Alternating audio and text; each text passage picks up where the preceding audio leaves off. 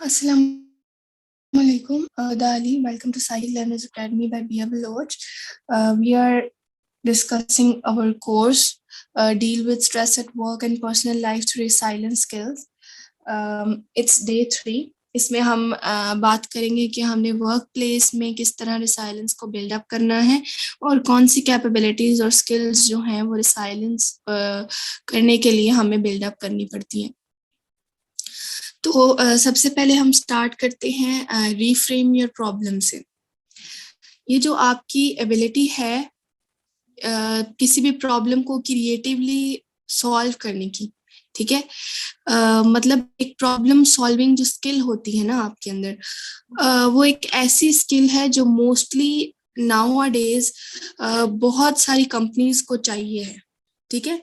Sort after skill है, यानी कि वो बहुत से लोग चाहते हैं कि वो स्किल हो, यानी कि वो चाहते हैं कि हमारी कंपनी में जो एम्प्लॉयज हैं, हमारी वर्क प्लेस में जो एम्प्लॉयज हैं, उनको प्रॉब्लम को क्रिएटिवली सॉल्व करने की एबिलिटी उनके अंदर हो, ठीक है। यानी कि वो जब किसी भी प्रॉब्लम को सॉल्व करने जाएं तो वो सिर्फ जैसे डायरेक्ट वे हो उसे ना देखें सॉरी, वो आउट ऑफ द बॉक्स जाए, यानी कि आउट ऑफ द वे जाए। हर बंदा जैसे जाता है प्रॉब्लम को सॉल्व करता है वैसे नहीं, ठीक है, एक नए तरीके से प्रॉब्लम को सॉल्व करना, ठीक है। रिसेंट रिपोर्ट के according creatively persuasion, collaboration, adaptability और इमोशनल इंटेलिजेंस से फॉलो होती है। और ये टॉप 5 सॉफ्ट स्किल्स हैं जो एक कंपनी अपने नए एम्प्लॉयज में देखना चाहती है।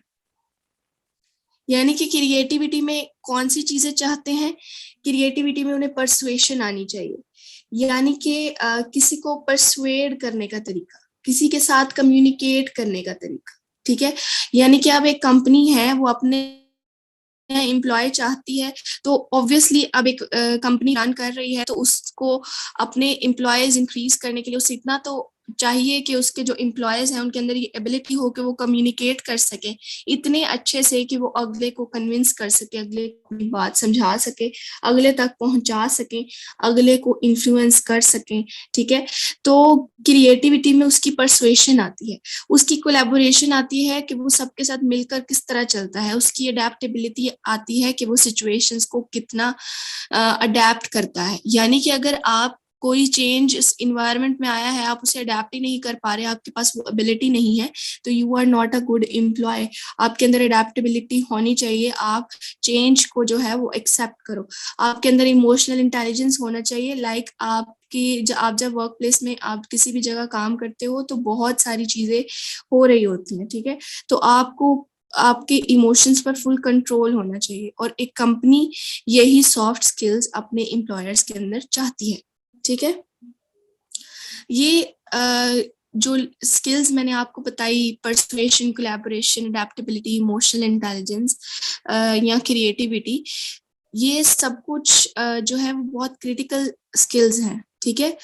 और 21st सेंचुरी की लाइफ में तो वो और कॉम्प्लेक्स हो गई, क्योंकि जो बैरियर्स हैं वो ज्यादा हो गए। अब सिचुएशन को अडेप्ट करते हैं हम तो उसमें बैरियर्स भी आ जाते हैं कि हम उस सिचुएशन को ना कर पाए अडेप्ट, ठीक है। तो बहुत से बैरियर्स भी हैं जो आ जाते हैं। तो अब हम बात करते हैं डिजाइन थिंकिंग की। एक अप्रोच जो क्रिएटिव प्रॉब्लम सॉल्विंग में है, जो काफी पॉपुलर हुई, काफी सारी इंडस्ट्रीज में यूज की गई, ठीक है। मतलब एक अप्रोच जो क्रिएटिव प्रॉब्लम सॉल्विंग की बहुत पॉपुलर हुई और बहुत इंडस्ट्रीज ने यूज की, उसे हम डिजाइन थिंकिंग का नाम देते हैं। अब डिजाइन थिंकिंग क्या है? ये एक ऐसा प्रोसेस है जिसमें हम बिल्कुल डिजाइनर्स की तरह पढ़ते हैं, डिजाइनर्स की तरह सोचते हैं, डिजाइनर्स की तरह अपना काम करते हैं। क्या मतलब? जैसे कि ग्राफिक डिजाइनर्स हैं, प्रोडक्ट डिजाइनर्स हैं, इंजीनियर्स हैं, आर्किटेक्ट्स हैं, अब इन सारी एग्जाम्पल से आपको क्या समझ आ रही है? लाइक आप अब कोई ग्राफिक डिजाइनर नहीं हो, प्रोडक्ट डिजाइनर नहीं हो, तो आप कैसे एक डिजाइनर वे ऑफ थिंकिंग आपका होगा? इस तरह कि आप क्रिएटिवली लेकर आओगे, आप एक चीज को नए तरीके से, नए अंदाज से लेकर आओगे। फॉर एग्जाम्पल, जो टॉपिक मैं आपको पढ़ा रही हूँ, मे भी आपने कहीं और पढ़ा हो और इससे मे बी इससे बेटर तरीका हो और इससे ज्यादा इंफॉर्मेशन आपको मिली हो, ठीक है? तो हर चीज को एक नए तरीके से लेकर आना, वो आपका एक डिजाइनर वे ऑफ थिंकिंग है, ठीक है? डिजाइनर्स जो हैं वो अपने प्रोडक्ट्स को चाहते हैं कि वो लोगों की जिंदगी को आसान करे, ठीक है? तो वो सबसे पहले उस प्रॉब्लम को आइडेंटिफाई करते हैं, जिस प्रॉब्लम को उन्होंने सॉल्व करना है उसको वो आइडेंटिफाई करते हैं, ताकि वो उस प्रॉब्लम को समझ सके और फिर वो उस प्रॉब्लम को सॉल्व कर सके, दूसरों की जिंदगियां आसान कर सके, ठीक है? तो एक डिजाइनर के लिए एक प्रॉब्लम एक बैरियर नहीं है, वो एक स्टार्ट है एक सोल्यूशन का, कि आप वहां से एक स्टार्ट लोगे उस सोल्यूशन को, उस प्रॉब्लम के लिए सोल्यूशन निकालने के लिए आप वहां से स्टार्ट लोगे जब वो प्रॉब्लम आएगी। तो एक अगर आपका एक डिजाइनर थिंकिंग पैटर्न है, तो आपके लिए प्रॉब्लम कोई भी बैरियर नहीं होगा कि आप अडेप्ट ना कर सको, आप रुक जाओ एक जगह पर। वो एक नई चीज का आगाज होगा, उसमें आप स्टार्ट करोगे डिफरेंट सॉल्यूशंस निकालने की। तो अगर हम डिजाइन थिंकिंग की इन प्रैक्टिस में बात करें, तो सबसे की लेसन जो हम डिजाइनर्स से लेते हैं वो ये है कि कभी कभार हम प्रॉब्लम को डिस्कवर करते हैं, हम समझते हैं कि जो प्रॉब्लम हमें, मतलब एक चीज हमें पता चली है और वो प्रॉब्लम है, ठीक है, हम उससे सॉल्व करने लग जाते हैं। मगर कभी कभार जो प्रॉब्लम हम समझ रहे होते हैं एक्चुअल में वो प्रॉब्लम नहीं होती। अब इसकी एग्जांपल है कि डेविड कैली एक लीडिंग लाइट है डिजाइन थिंकिंग में, और स्टैनफोर्ड के फेमस डी स्कूल का फाउंडर भी है। उसने एक स्टोरी जो है वो रिलेट की। इसमें स्टोरी किसकी? कुछ ग्रुप ऑफ स्टूडेंट्स थे, ठीक है, जो अफ्रीका में गए और उन्होंने जो है वो विलेज, जो विलेजेस हैं वो किस मोर फायर रेजिस्टेंट, मतलब उन्होंने सोल्यूशन निकालने की कोशिश की। जो एक ग्रुप ऑफ स्टूडेंट्स थे, ठीक है, जो अफ्रीका के थे, सॉरी, स्टूडेंट्स जो थे, ठीक है, वो अफ्रीका में गए डेवलपिंग सॉल्यूशंस निकालने के लिए। किस चीज के डेवलपिंग सॉल्यूशंस निकालने के लिए? कि वो विलेजेस को फायर रेजिस्टेंट बना सके, ठीक है, फायर विलेजेस को फायर रेजिस्टेंट बना सके, इसके लिए इसका सलूशन निकालने के लिए वो गए, ठीक है। एक दफा उन्होंने विलेजर्स से बात की, उनके साथ टाइम स्पेंड किया, ताकि वो उनके पर्सपेक्टिव को, उनकी जिंदगी को जान सके। तो उन्होंने ये समझा कि विलेजर्स जिस चीज से सबसे ज्यादा अफ्रेड हैं वो फायर नहीं है, वो उनके डॉक्यूमेंट्स हैं उनको लूज करने का जो खौफ है, वो उस चीज से डरते हैं, वो एक्चुअली फायर से नहीं डरते। तो जो प्रॉब्लम वो समझ रहे थे कि हमें विलेजेस को फायर रेजिस्टेंट बनाना है, उसके लिए हमें सोल्यूशन निकालना है, एक्चुअली में वो प्रॉब्लम था ही नहीं। प्रॉब्लम ये था कि वो अपने डॉक्यूमेंट्स को लूज करने के डर में थे, ठीक है। तो एक इंटरव्यू में कैली ने इस स्टोरी को इस तरह बताया कि जब स्टूडेंट्स वहां पर गए तो उन्हें पता चला कि उन्होंने प्रॉब्लम को चेंज किया, फायर प्रिवेंशन से डॉक्यूमेंट प्रिजर्वेशन तक, ठीक है। इस रियलाइजेशन की बेस पर उन्होंने उस प्रॉब्लम का सलूशन निकाला। उन्होंने एक कंपनी स्टार्ट की, पिकअप ट्रक्स की, स्कैनर्स की in the back of the truck, और वो हर किसी के डॉक्यूमेंट्स को स्कैन करते गए और उन्होंने एक क्लाउड पर उन डॉक्यूमेंट्स को जो है वो अपलोड कर दिया। तो वो इनोवेशन जो है वो किस तरह आई? वो प्रॉब्लम को रीफ्रेम करने से आई, कि आपने प्रॉब्लम को समझा, ठीक है, और फिर देखा कि एक्चुअली में कौन सी चीज प्रॉब्लम एक्चुअल में है, आपने उस प्रॉब्लम को रीफ्रेम किया। ठीक है, तो इस यहाँ पर वो कहता है कि we are full of stories like that. तो इस तरह की और भी बहुत सी स्टोरीज हैं। फॉर एग्जाम्पल उसने एक और स्टोरी यहाँ पर बताई। उसने कहा कि we look at lunch in high school, जब लंच होता था हाई स्कूल में, ठीक है, तो हमने इस कॉन्टेक्स्ट को रीफ्रेम इस तरह किया कि हमें एक नई रियलाइजेशन हुई कि लोग अपने लंच के बारे में केयर नहीं करते। ठीक है, वो अपनी सोशलाइजेशन के बारे में फिक्रमंद होते हैं, अपने फ्रेंड्स के साथ जो सोशलाइजेशन होती है वो उसके लिए फिक्रमंद होते हैं, वो अपने लंच के लिए फिक्रमंद नहीं होते। तो हमने एक फैंटास्टिक सोशलाइजेशन एक्सपीरियंस डिजाइन किया लंच टाइम पर। और फिर हमने देखा कि प्रॉब्लम जो है, जो लंच से स्टार्ट हुई थी, वो एक्चुअल में लंच की प्रॉब्लम नहीं थी। ठीक है, तो आगे हम बात करते हैं कि design thinking as a way of reframing problems. अब डिजाइन थिंकिंग को हम रीफ्रेमिंग प्रॉब्लम में किस तरह लेकर आ सकते हैं। जैसे हमने बात कोलैबोरेशन की, दूसरों के साथ कोलैबोरेट करने की, और एम्पैथी होती है अपने आप को दूसरों की जगह रख कर देखना। ठीक है, तो ये चीज भी हम आगे पढ़ेंगे। तो यहाँ पर एक चीज जो मैं कहना चाहूंगी कि आप सोचें कि जो रीफ्रेमिंग प्रॉब्लम का तरीका है, वो मतलब किसी भी काम का सोल्यूशन फाइंड करने का एक तरीका है। ठीक है, इन अदर वर्ड्स, जो भी प्रॉब्लम स्टार्ट होती है एक्चुअली में जरूरी नहीं है, मतलब एक प्रॉब्लम स्टार्ट हुई है, ठीक है, तो जरूरी नहीं है कि वही प्रॉब्लम एक्चुअल में होगी जिसे हमें सॉल्व करना है। हो सकता है कोई और प्रॉब्लम हो, ठीक है, एक्चुअल में कोई और प्रॉब्लम हो, और जब हम प्रॉब्लम स्टार्ट होती है हम उसी को सॉल्व करना शुरू कर देते हैं, हम एक्चुअल प्रॉब्लम को समझते ही नहीं है, तो वहां पर हम स्टक हो जाते हैं। तो ये एबिलिटी रीफ्रेम करने की, डिफरेंटली सोचने की प्रॉब्लम्स के बारे में एक और पर्सपेक्टिव से, तो ये हमारे अंदर रिसाइलेंस का एक टूल पैदा करती है। ठीक है, रिसाइलेंस होने के लिए हमें प्रॉब्लम्स को एक डिफरेंट पर्सपेक्टिव से देखना पड़ता है, हमें रीफ्रेम करने की जरूरत होती है, हम एक्चुअल प्रॉब्लम को समझें और फिर उसको सॉल्व करें। ठीक है, यहाँ पर आपका एक टास्क है कि आपने कुछ एग्जाम्पल्स लेनी है अपनी लाइफ और अपने कैरियर से, जब आपको कोई प्रॉब्लम आई हो और वो प्रॉब्लम आपके लिए एक अपॉर्चुनिटी बन गई हो, और आपने किसी प्रॉब्लम को रीफ्रेम किया हो और आपको एक अनएक्सपेक्टेड सोल्यूशन मिल गया हो। ठीक है, तो आपने अपने ये एक्सपीरियंसेस जरूर मुझसे शेयर करने हैं। नेक्स्ट हम बात करते हैं डिजाइन थिंकिंग प्रोसेस की। ठीक है, तो डिजाइन थिंकिंग के प्रोसेस के जो की एलिमेंट्स हैं, जो कैलीज की स्टोरी में भी हाईलाइट हुए थे, वो ये था कि सबसे पहले हमें इंफॉर्मेशन गैदरिंग का प्रोसेस करना होता है, जिसमें हम डिफरेंट लोगों से डिफरेंट पर्सपेक्टिव्स लेते हैं।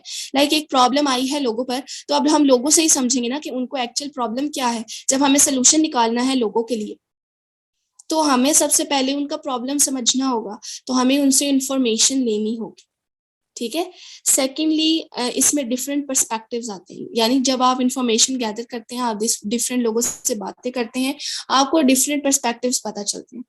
ठीक है, और इसमें आप किसी और पर्सन के शूज में खड़े होकर देखते हैं, यानी कि एम्पैथी, किसी और की जगह पर खड़े होकर देखते हैं कि वो इस प्रॉब्लम में है, अगर मैं इस प्रॉब्लम में होता तो मैं क्या करता। ठीक है, ये आपके लिए मल्टीपल वेज जो है वो बनाती है डिजाइन थिंकिंग। जब आप आउट ऑफ द वे सोचते हैं, तो ये आपके लिए प्रॉब्लम को रीफ्रेम करने के डिफरेंट वेज ओपन करती है। ठीक है, इसका मतलब है कि जब भी कोई प्रॉब्लम आती है, तो हम उस प्रॉब्लम के साथ इंगेज करें, उसको समझें। ठीक है, उसको समझने की कोशिश करें, उसके साथ इंगेज करने की कोशिश करें, बजाय इसके कि हम उस प्रॉब्लम को अपना एक मतलब जैसे कहते हैं कि उसे अपना ब्लॉक समझ लें कि यहाँ पर अब हमारा रास्ता खत्म हो गया है, ठीक है, अब हम आगे नहीं जा सकते, उस प्रॉब्लम पर स्टक हो जाएं, ठीक है। तो उस प्रॉब्लम पर स्टक होने की बजाय आप उस प्रॉब्लम के साथ इंगेज करें, उसको अंडरस्टैंड करें, ठीक है। जैसे कि पहले फ्लेक्सिबिलिटी अडेप्टेबिलिटी की बात हुई थी, जो रिसाइलेंस में बहुत इंपॉर्टेंट रोल प्ले करते हैं। आप फ्लेक्सिबल हों, आप अडेप्टेबल हों, ठीक है, आप उस सिचुएशन को अडेप्ट करें, उससे इंगेज करें, उसे समझें, आप डिजाइन थिंकिंग करें, रीफ्रेम करें अपनी प्रॉब्लम को। जो डिजाइन थिंकिंग और रीफ्रेमिंग का की अप्रोच है, ये भी हमें प्रॉब्लम को क्रिएटिवली और फ्लेक्सिबली सॉल्व करने का तरीका बताती है। अब आप अपना वे फॉरवर्ड किस तरह बिल्डअप कर सकते हैं। जो कॉम्प्लेक्स प्रॉब्लम्स हैं वो एक ही दफा, मतलब एक ही तरीके से शुरू नहीं हो जाती, ठीक है। इसीलिए आपको डिफरेंट थिंग्स ट्राई करते रहना चाहिए। आपको अपने मतलब डिफरेंट थिंग्स आप ट्राई करें और उन पर आप जो एक्शन लेंगे तो आपको पता चलेगा, आपका रिसाइलेंस बिल्डअप होगा, प्रॉब्लम ज्यादा क्रिएटिवली सॉल्व होंगे। Prototyping solutions. अब प्रोटोटाइपिंग सॉल्यूशंस क्या होती हैं? प्रोटोटाइपिंग एक्चुअली में अगर हम बात करें, मैं बहुत आसान लफ्जों में अगर स्टार्ट लूं प्रोटोटाइपिंग का, तो प्रोटोटाइपिंग को इन अदर वर्ड्स हम टेम्पलेट भी कह सकते हैं, ठीक है। तो अगर अब मैं इसकी डेफिनेशन की तरफ जाऊं, तो ये एक एक्सपेरिमेंटल प्रोसेस है जिसमें जो जितनी भी डिजाइन टीम्स होती हैं वो अपने आइडियाज को इम्प्लीमेंट करती हैं, ठीक है, पेपर से डिजिटल पर।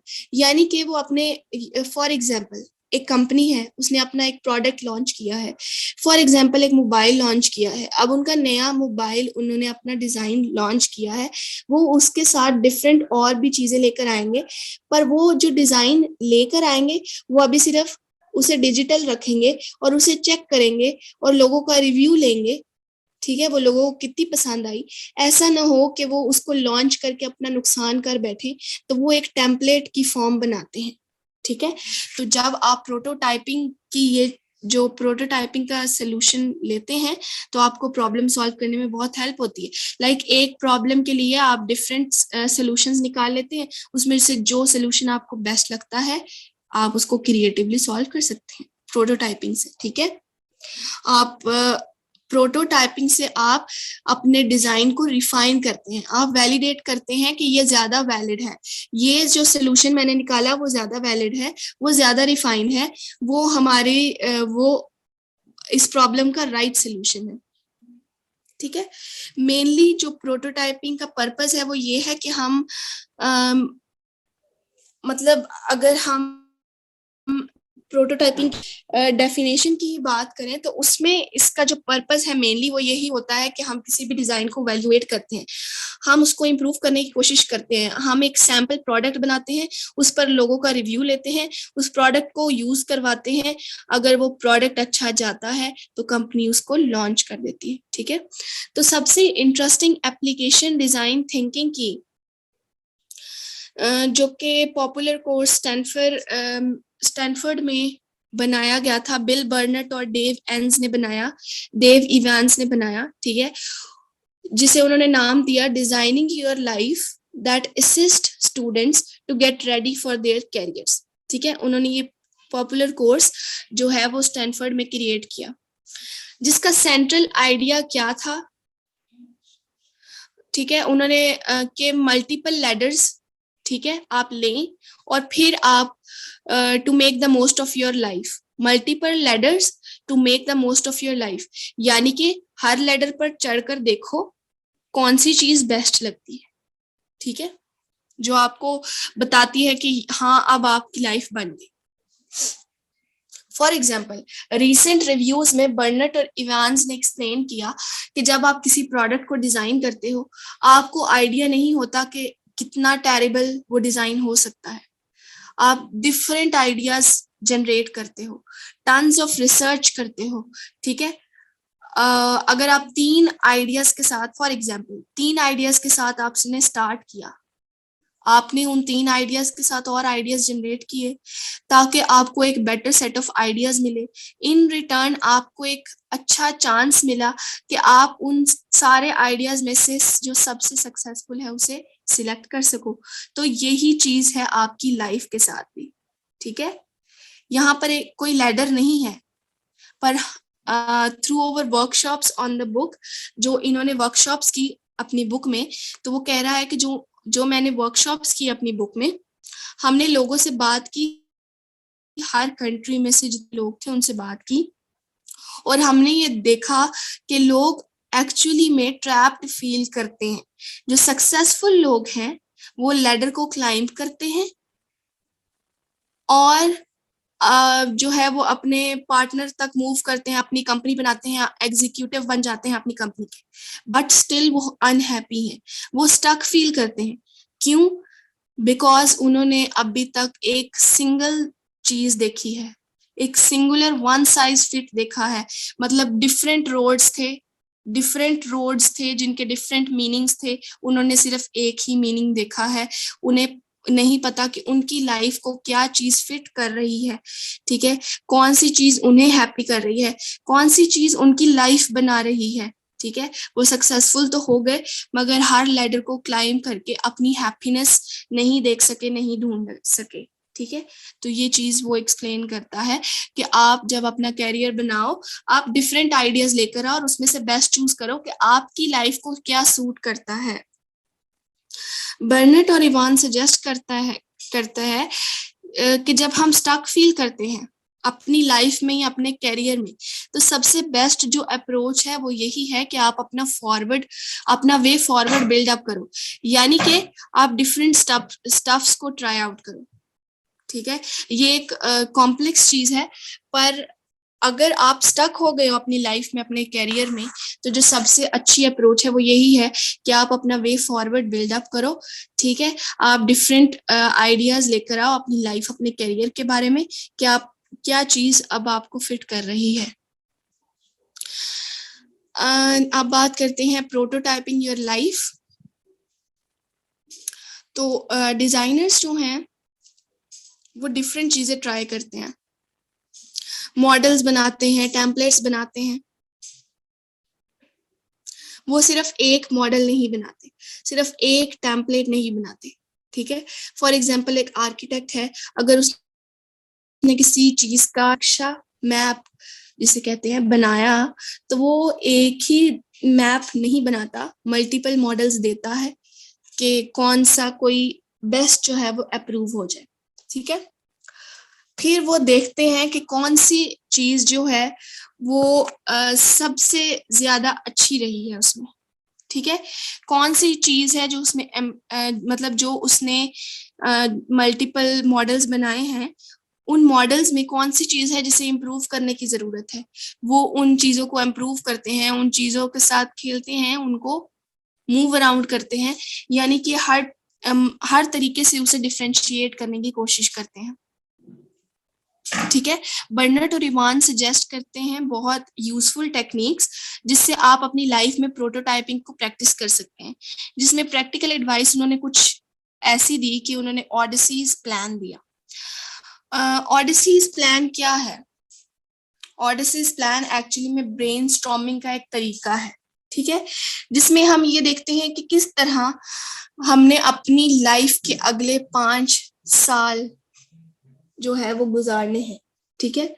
Like a flash forward 5 years, अब से लेकर अगले 5 साल तक आपको ऐसा क्या करना चाहिए, ऐसे कौन से एलिमेंट्स होने चाहिए जिस पर आप फोकस करें, ठीक है, ताकि आप ये कह सके कि you are living your best life, ठीक है। तो ये ऑडिसी प्लान है, इसमें आप ब्रेनस्टॉर्मिंग करते हैं, आप एक टाइमलाइन बनाते हैं, या आप एक अपने गोल्स की रिप्रेजेंटेशन, ग्राफिक रिप्रेजेंटेशन बना लेते हैं कि ये मेरा गोल है, अगले 5 साल तक मैंने ये अचीव करना है। यानी एक एम बना लेना, एक गोल बना लेना कि इस चीज को मैंने अचीव करना है, और फिर मैं ये कह सकूंगा that I am living my best life, ठीक है। आपने आप 3 की क्वेश्चंस जो हैं, जो आपकी एजम्पशन को हर टेस्ट के बारे में आपके एजम्पशन को टेस्ट करें, ठीक है। और 6 वर्ड हेडलाइन बनानी है जो आपके पूरे प्लान को सम अप करे। आपने उस प्लान की 6 वर्ड हेडलाइन बनानी है जो आपके प्लान का मकसद आप उन वर्ड्स वो वर्ड्स आपको बता सके, ठीक है। तो ये ऑडिसी प्लान जो है बर्नेट और इवान ने सजेस्ट किया। उसके बाद आता है प्रोटोटाइपिंग कन्वर्सेशंस, ठीक है। आप किसी को ढूंढे अगर जो आपकी तरह चाहता हो, आपकी तरह हर काम करना चाहता हो, आपकी तरह प्रॉब्लम्स को सॉल्व करे, तो आप उससे क्वेश्चंस पूछो, उसका एक्सपीरियंस लो।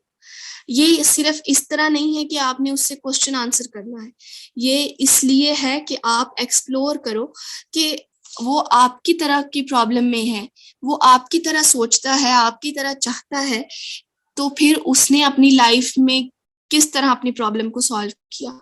आपको उसके एक्सपीरियंस से हेल्प आउट होगी कि आप किस तरह अपनी लाइफ बिल्डअप करें, ठीक है।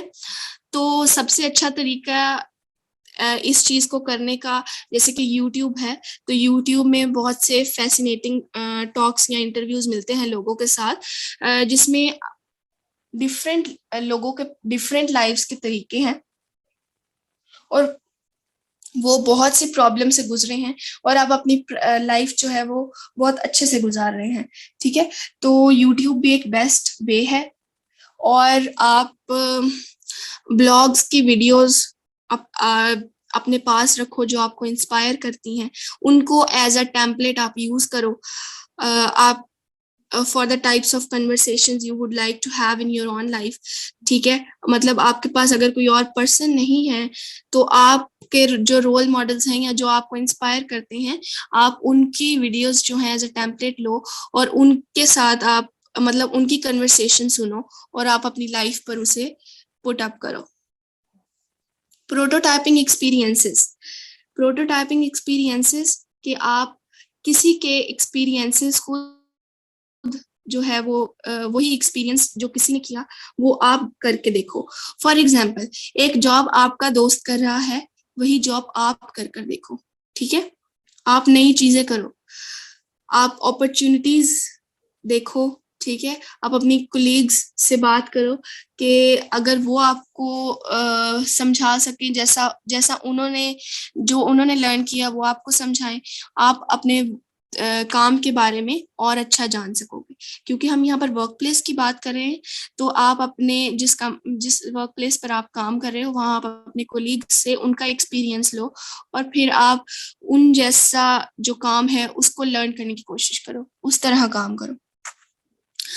माइंड मैपिंग और ब्रेनस्टॉर्मिंग करो, ठीक है। अगर आप किसी टीम का पार्ट हो तो आप सबके साथ मिलकर एक्टिविटीज करो, ठीक है। यानी कि डिफरेंट सिचुएशंस जो उन्होंने हैंडल की हैं उन्होंने किस तरह से हैंडल की, क्या क्या वेज यूज किए, तो वो सबके साथ मिलकर आप डेवलप करो। तो उसके लिए आप ब्रेनस्टॉर्मिंग करो, ठीक है। ब्रेनस्टॉर्मिंग करना यानी कि याद करना कि इस तरह प्रॉब्लम सॉल्व की थी स्टेप बाय स्टेप, ठीक है। तो अगर ये पॉसिबल ना हो तो आप माइंड मैपिंग करो, ठीक है। ये भी एक क्रिएटिव वे है, ब्रेनस्टॉर्मिंग का ही एक पार्ट है, ठीक है। माइंड मैपिंग करो। उसके बाद prototyping as an example of design thinking. सबसे पहले एक्टिविटीज जो हैं वो एक ट्रेडिशनल मतलब जब भी कोई एक्टिविटी हम करते हैं, ठीक है, तो वो इस तरह लगती है कि हम किसी भी प्रॉब्लम के बारे में एक ट्रेडिशनल वे में रिसर्च कर रहे हैं। मगर बर्नेट और इवान ने सजेस्ट किया कि हमें प्रॉब्लम को रिफ्रेम करना चाहिए। The idea that comprehensive research will produce a solution. अब कॉम्प्रिहेंसिव रिसर्च क्या है? कॉम्प्रिहेंसिव रिसर्च यानी कि एक बहुत बड़ी चीज है, बहुत बड़ी रिसर्च है जो बहुत फॉर एग्जाम्पल बहुत बड़ी पॉपुलेशन कवर कर रही है, ठीक है। तो अब यहाँ पर उन्होंने आइडिया क्या दिया कि आप प्रॉब्लम को रिफ्रेम करो, किस तरह के आप डिफरेंट लोगों पर रिसर्च करो ताकि आपको सोल्यूशन मिले। ठीक है। आप डिफरेंट प्रोटोटाइप्स डेवलप करो ताकि वो आपको डिफरेंट ऑल्टरनेटिव्स दे, एक range of alternatives they. In other words, prototyping एक और तरीका है आप किसी भी प्रॉब्लम को रीफ्रेम करने का।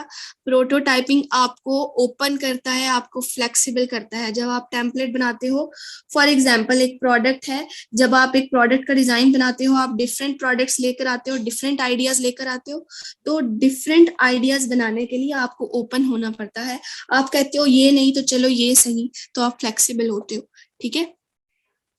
तो सबसे की जो इम्पोर्टेंट मैसेज था इस एस्पेक्ट ऑफ डिजाइन थिंकिंग से, वो ये था कि हम देखें, हम लर्न करें, काम करके लर्न करें, चीजों को लिखें, डायग्राम्स को ड्रॉ करें, मॉडल्स बनाएं, हर डिफरेंट स्टफ्स को जो है वो हम ट्राई आउट करें, देखें कि कौन सा सूट करता है, किसी भी सिंगल सोल्यूशन पर स्टक ना हो जाए।